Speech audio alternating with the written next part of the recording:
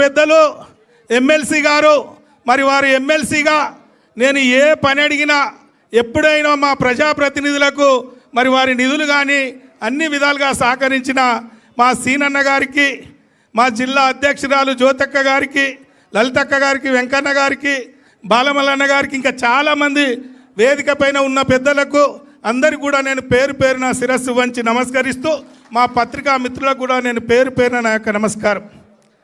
చాలామంది పత్రికల మిత్రులకు లేదా ఇతరత్ర నాయకులకు కొన్ని అనుమానాలుండే.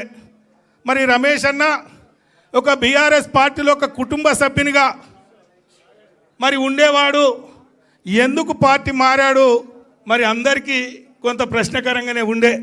దయచేసి ఈరోజు మాట్లాడాల్సిన అవసరం ఉంది. మీ అందరినీ చూస్తుంటే మరి ఈ పెద్దల్ని చూస్తుంటే నాకు ఒక ఫీలింగ్ వస్తుంది. చిన్నప్పుడు ఎవడన్నా పిల్లగాడు ఇంటి నుంచి తప్పిపోతే గాయి తిరిగి ఇంటికి వస్తే ఎంత సంబరం ఉంటుందో తెలుసా?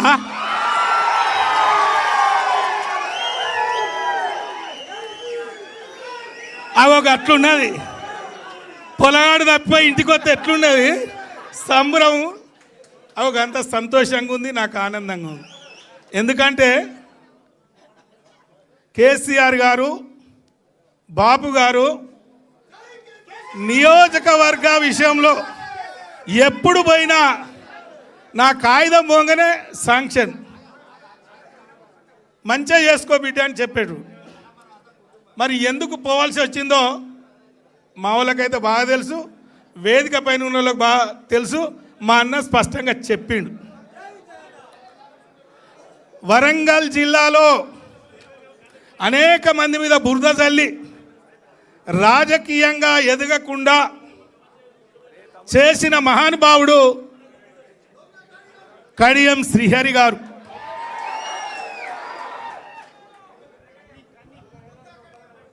ఎన్నికల ముందు రేవంత్ రెడ్డితో ములాఖాత్ కుదుర్చుకొని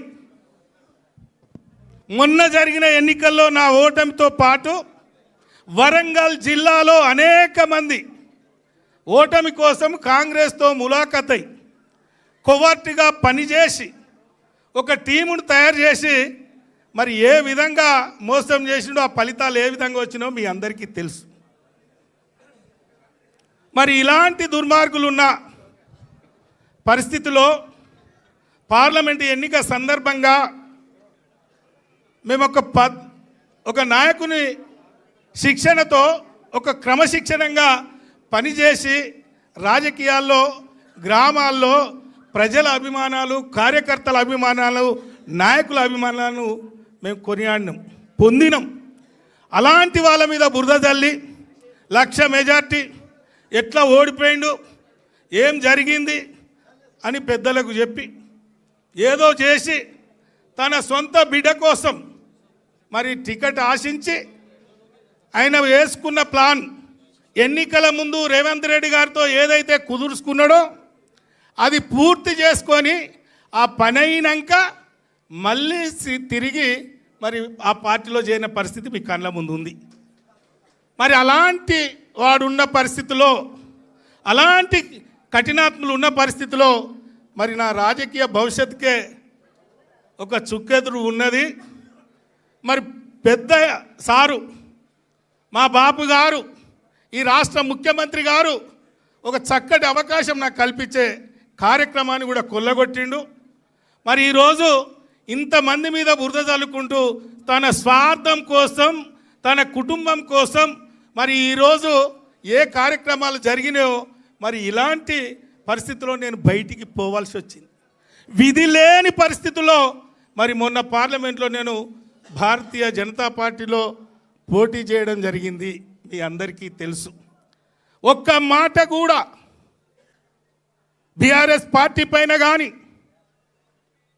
కేసీఆర్ గారిని కానీ, ఇతరత్ర నాయకులను కానీ ఏ రోజు కూడా నేను ఒక్క మాట కూడా నేను మాట్లాడలే.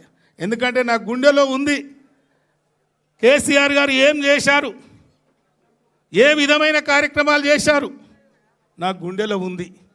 మరి అలాంటి పాపాత్ములు బయటికి పోయింది కాబట్టే అలాంటి దుర్మార్గులు బయటికి బయలు కాబట్టే తిరిగి నా సొంత ఇంటికి చేరాలి, మా బాపు ఆశీర్వాదం తీసుకోవాలి, జరిగిన తప్పులు మరి చెప్పుకొని మరి సొంత ఇంటికి రావాలని ఈరోజు నిర్ణయం తీసుకోవడం జరిగింది. ఈరోజు మరి అలాంటి పాపాత్ములు పోయిన